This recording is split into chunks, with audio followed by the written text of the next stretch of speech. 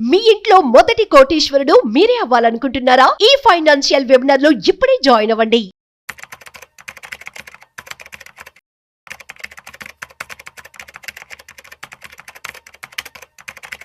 Hi viewers, India's largest digital media network Suman టీవీకి స్వాగతం. ప్రస్తుతం మనతో ఉన్నారు చార్టర్డ్ వెల్త్ మేనేజర్ రమా రాజేష్ గారు. నమస్తే రమా. నమస్తే. సో రమా, మామూలుగా అంటూ ఉంటారు, నా చేతిలో డబ్బులే నిలబడదు, ఎంత సంపాదించినా నిలబడదు అనేది అంటూ ఉంటారు. కాకపోతే నేనేమనుకుంటానంటే, కొందరు తక్కువ జీతం సంపాదించిన వాళ్ళు కూడా చాలా బాగా సెట్ అయిన వాళ్ళు ఉన్నారు. లక్షలు సంపాదించిన వాళ్ళ చేతిలో ఒక్క రూపాయి ఉండని వాళ్ళు కూడా ఉన్నారు. పైగా అప్పులు చేసే వాళ్ళు కూడా ఉన్నారు. మెయిన్ ప్రతిదానికి ఒక ప్లానింగ్ అనేది చాలా ఇంపార్టెంట్. సో ఎందుకు ఇలా అవుతుంది? ఒక ప్లానింగ్ లేకనా? ఈ ప్లానింగ్ ఉండాలి అంటే ఎలాంటి ప్లానింగ్స్ ఉండాలి? ఇదంతా ఒక బడ్జెట్ విషయంలోనే వస్తుంది. అసలు బడ్జెట్ ప్లానింగ్ ఎలా చేసుకోవాలి? చాలా ఇంపార్టెంట్ క్వశ్చన్. మీరు అన్నట్లు లక్షల్లో సంపాదించిన వాళ్ళు వేలల్లో దాచుకోలేకపోతున్నారు, వేలల్లో సంపాదించిన వాళ్ళు లక్షల్లో దాచుకున్న వాళ్ళు కూడా ఉన్నారు. సో అందులో మా పనమ్మాయి కూడా ఉంది, ఆమె దాచుకుంటుంది.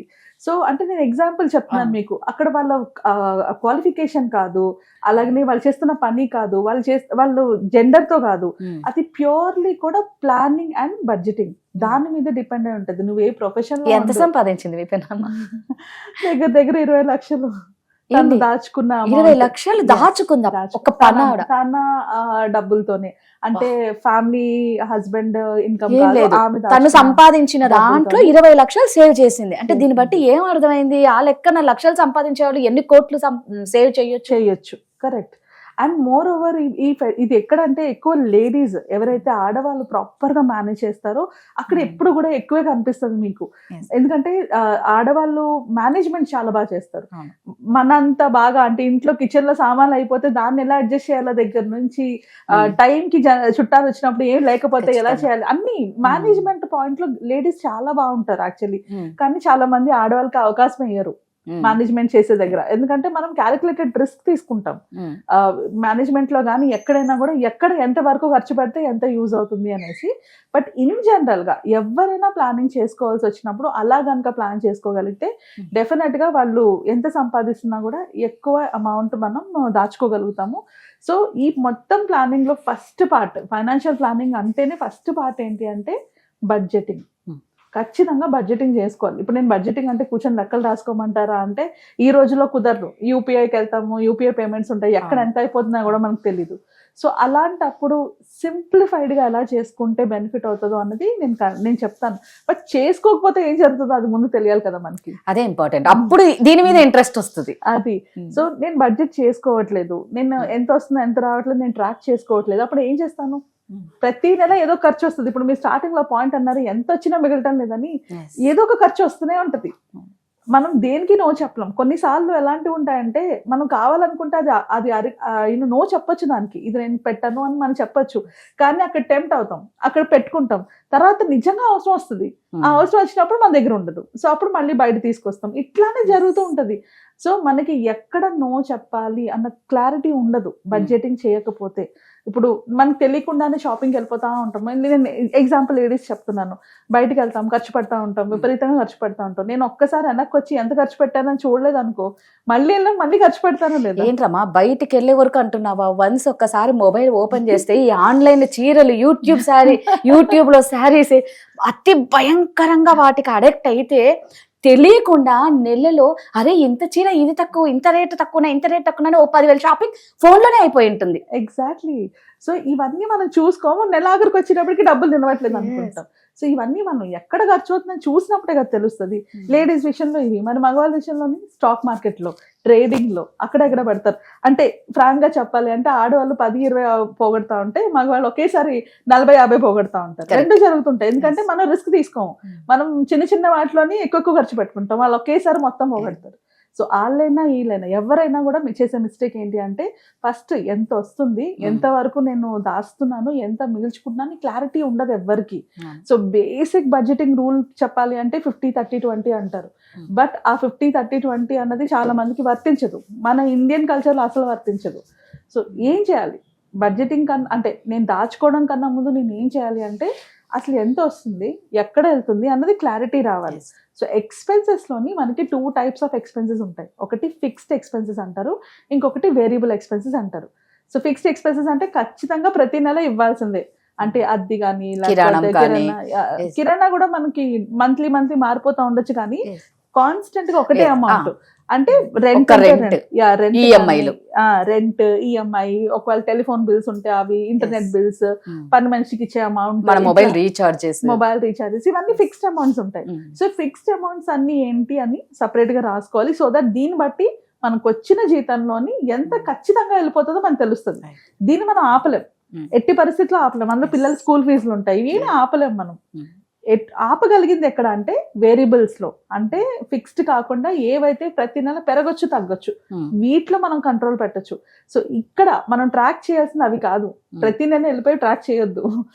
మనం ఎప్పుడైతే ప్రతి నెల ఖర్చు పెడుతున్నాం, అంటే ఫిక్స్డ్ అమౌంట్ కాకుండా మారుతూ ఉంటాయి చూడు, వాటిని ట్రాక్ చేసుకోవాలి. సో మన చేతిలో ఉన్నవే అవి, అది మన మైండ్ ని మనం చాలా కంట్రోల్లో పెట్టుకోవాలి. ఎస్, అది పెట్టుకోవాలి అంటే ఎక్కడ ఖర్చు అవుతుందో తెలియాలి, వీటిని ట్రాక్ చేయాలి. వీటిని ట్రాక్ చేసేటప్పుడు కూడా 5 కేటగిరీస్ కింద పెట్టుకుంటాం అనమాట. సో ఫస్ట్ వచ్చేటప్పటికి ఫుడ్ అండ్ గ్రోసరీస్, ఆ కేటగిరీలో ఎంత ఖర్చు పెడుతున్నాం. సెకండ్ వచ్చేటప్పటికి షాపింగ్ కేటగిరీలో ఎంత ఖర్చు పెడుతున్నాం. థర్డ్ వచ్చేటప్పటికి పర్సనల్ గ్రూమింగ్, అంటే ఏమైనా పర్సనల్ గా హెయిర్ కట్స్ అని, లేకపోతే పార్లర్స్ అని, ఏం ఎక్స్పెన్సెస్ ఉంటాయి కదా, అవన్నీ థర్డ్ కేటగిరీలో. ఫోర్త్ కి వచ్చేటప్పటికి ట్రావెలింగ్, ఎక్కడైనా మనం ట్రావెల్ చేస్తుంటే దానికి అయ్యే ఎక్స్పెన్సెస్. ఫిఫ్త్ ఏమైనా ఫెస్టివల్స్ కానీ ఇవి కానీ వచ్చినప్పుడు, ఇవి అప్పుడప్పుడు వచ్చే ఖర్చులు, ఫెస్టివల్స్ ఉన్నప్పుడు మాత్రమే ఆ ఎక్స్పెన్సెస్ వస్తాయి. బట్ ఇలా మనం ఈ 5 ways లో మనం డివైడ్ చేసుకొని కేటగిరీస్ లో పెట్టుకుంటే ఎక్కడ ఎక్కువ ఖర్చు పెడతాను మనకు తెలిసిపోతుంది. రైట్, నేను ఎక్కువ షాపింగ్ లో ఖర్చు పెడతానంటే నేను నెక్స్ట్ చేయాల్సిన పని ఏంటి, అక్కడ ఖర్చు చేయాలి. నేను ఎక్కువ ట్రావెలింగ్ లో ఖర్చు పెడతానంటే అక్కడ ఏం చేయాలి, ఆల్టర్నేటివ్స్ వెతుక్కోవాలి. ఇప్పుడు నేను ప్రతిసారి క్యాబ్ లో తిరుగుతున్నాను అనుకో, దానికి నాకు నెల తిరిగేటప్పటికి నాకు వచ్చిన జీతంలో 1 lakh లోని ఒక 20,000 ఓన్లీ నా క్యాబ్ ఎక్స్పెన్సెస్ కే అయిపోతున్నాయి. సో అంటే ఏం చేయాలి, నేను క్యాబ్ కి ఆల్టర్నేటివ్ ఏంటి, అదే అమౌంట్ నేను ఒక బైక్ తీసుకుంటే నాకు తగ్గుతుందా, లేకపోతే మెట్రో కార్డ్ తీసుకొని అక్కడి నుంచి ఇక్కడికి వస్తే తగ్గుతుందా, ఎట్లా ఇలా ప్లాన్ చేసుకుంటే మనం దాన్ని తగ్గించుకోవచ్చు. సో మనం ఎలా తగ్గించుకోవాలి, ఆర్ కొన్నిసార్లు కొందరు కంపెనీ ఇస్తారు మనకి, కంపెనీ ట్రాన్స్పోర్టేషన్ ఫెసిలిటీస్ ఉంటాయి, అవి తీసుకున్నా కూడా మనకి బెనిఫిటే కదా. సో అలా మనం ఏ కేటగిరీలోని ఎక్కువ అమౌంట్ ని స్పెండ్ చేస్తున్నాము అన్న క్లారిటీ వస్తే నెక్స్ట్ మంత్ నుంచి ఆ కేటగిరీలో ఆ అమౌంట్ ని ఒక బడ్జెట్ రాసుకుంటాం అనమాట. అంటే షాపింగ్ చేయాలి, నేను మనీ అని నేను చెప్పను, ఖచ్చితంగా ఉండాలి, బట్ 5,000 నిమిషాలకు కూడా అట్లా ఒక అమౌంట్ ఫిక్స్ చేసేసుకుంటాం. ఆ ఫిక్స్ చేసుకున్న అమౌంట్ మట్టుకు మాత్రమే మనం యూపీఐలోని, అంటే ఇప్పుడు నెక్స్ట్ పార్ట్ ఆఫ్ బడ్జెటింగ్ మనం ఒక్కసారి తెలిసిన తర్వాత, ఎక్కడ పెట్టుకున్నాం ఎంత పెట్టుకున్నాం తెలిసిన తర్వాత, యూపీఐలో ఒక ఆప్షన్ ఉంటుంది, 2,000 రూపీస్ వరకు పెట్టుకోవచ్చు, అంటే మనం ప్రీలోడ్ చేసుకుని పెట్టుకోవచ్చు యూపీఐలోని. సో ఇట్లా అన్వాంటెడ్ ఎక్స్పెన్సెస్ కి మనం ఒక వీక్లీ టార్గెట్ లో పెట్టుకుంటాం, వీక్లీ 2,000 వరకు దాటకూడదు అని. సో అలా మనం పెట్టుకున్నప్పుడు మనం ఎంత ఖర్చు పెట్టినా ఆ వీక్కి 2,000 వరకే వెళ్తాం. ఒకవేళ అంతకు మించి వెళ్ళాల్సిన సిచ్యువేషన్స్ కొన్నిసార్లు వస్తాయి, వచ్చినప్పుడు మళ్ళీ రీలోడ్ చేసుకుంటాం, బట్ కంట్రోల్ స్టార్ట్ చేస్తాం. మనం ఎప్పుడైతే అది కంట్రోల్ స్టార్ట్ చేస్తామో స్లోగా మనం మిగుల్చుకుంటూ ఉంటాం అనమాట.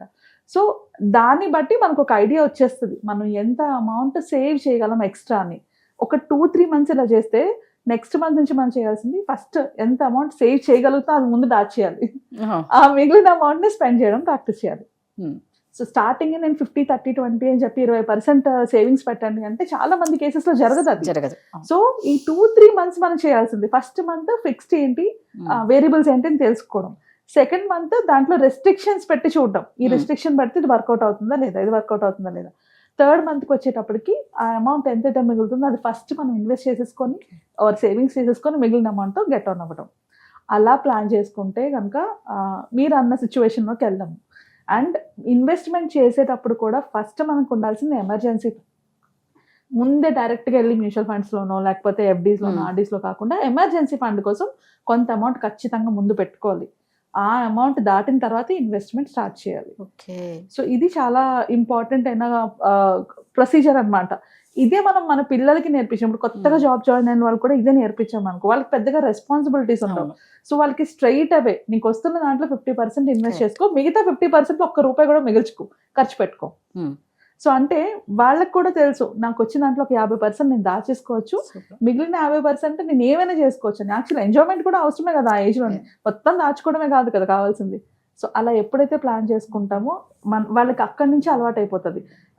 రెస్పాన్సిబిలిటీస్ తక్కువ ఉన్నప్పుడు సేవింగ్స్ ఎక్కువ ఉండాలి, రెస్పాన్సిబిలిటీస్ ఎక్కువ ఉన్నప్పుడు సేవింగ్స్ తక్కువ అయినా కూడా మీకు ముందు దాచిన డబ్బులు యూజ్ కాపాడుతుంది. అవుతుంది. సో అలా ప్లాన్ చేసుకుంటే, ఏజ్ బట్టి ప్లాన్ చేసుకోవాలి. అలా ప్లాన్ చేసుకుంటే ఖచ్చితంగా ఎవరైనా సేవ్ చేయగలరు. ఇప్పుడు coming to the same question, starting లో మా పన్నమ్మాయి ఎట్లా దాచింది అంటే, తన ఇన్కమ్ మీద వాళ్ళ ఫ్యామిలీ గడవట్లేదు. వాళ్ళు పెట్టుకున్న రిస్ట్రిక్షన్ ఏంటి అంటే, హస్బెండ్ అండ్ వైఫ్, అతనికి ఎంత వస్తే దాంతోనే వాళ్ళు సర్వైవ్ అవ్వాలి. ఓకే, సో ఆమెకు ఎంత వచ్చినా కూడా అదంతా ఆమె ఇన్వెస్ట్ చేసుకుంటాం. సో అందువల్ల అలా ఎంత చేయడం. మంచి అండర్స్టాండింగ్ కదా. Yes. ఆ అండర్స్టాండింగ్ ఒక కపుల్లో ఉంటే ఖచ్చితంగా ఈజీగా ఫైనాన్షియల్ ఫ్రీడమ్ తెచ్చుకోవచ్చు. ఖచ్చితంగా. సో ఆమె మొదలు పెట్టిన దగ్గర నుంచి అదే అండర్స్టాండింగ్ తో వాళ్ళు వెళ్ళింది. అతనికి వచ్చిన జీతంతోనే, ఏదైనా అతనికి వచ్చిన జీతంతోనే తన జీతం అంతా సేవింగ్స్ కి, ఇన్వెస్ట్మెంట్స్ కి వెళ్ళాలి అని. సో ఆ దాంతో వెళ్ళడం వల్ల ఆమె అలా దాచుకోగలుగుతుంది. సూపర్. అది అందుకే అంటారు చూడండి, సపోర్ట్ అనేది కంపల్సరీ ఉండాలి. సెకండ్ థింగ్ ఏంటి అంటే, సో మన చేతిలో కూడా ఉంది. మనం అనుకున్న సొంత ఇల్లు కానీ ఏ కళలైనా తీర్చుకోవచ్చు. అది మనకి ఏంటంటే ఒక ప్లానింగ్ లేక కరెక్ట్ పోతుంది. ప్లానింగ్ చాలా ఇంపార్టెంట్. అది ఏదైనా కానీ proper planning very beginning stage లోనే తీసుకుంటే అది మీరు ఫాలో అయిపోయినా చాలు. సో ఇదే మెయిన్ మిస్టేక్ చాలా మంది చేసేది. ఒక ప్లానింగ్ వాళ్ళకి రానప్పుడు అడ్వైస్ తీసుకోరు. దానికోసం డబ్బులు ఎందుకు ఖర్చు పెట్టాలి, ఒక అడ్వైజర్ దగ్గరికి ఎందుకు వెళ్ళాలి అనుకుంటారు. బట్ నువ్వు ఆ అడ్వైజర్ కి ఇచ్చే ఒక్క మనీ నీ లైఫ్ లో ఎంత మనీ నీకు సేవ్ చేస్తుంది. సో అది మనం తెలుసుకొని ఒక అడ్వైజర్ దగ్గరికి వెళ్ళి, అంటే నీకు రాకపోతే వెళ్ళి చేయించుకోవడంలో తప్పులేదు. తప్పులేదు. వాళ్ళు హెల్ప్ చేస్తారు. దాన్ని బట్టి నువ్వు లైఫ్ లాంగ్ ప్లాన్ చేసుకోవచ్చు కదా. Thank you. Thank you.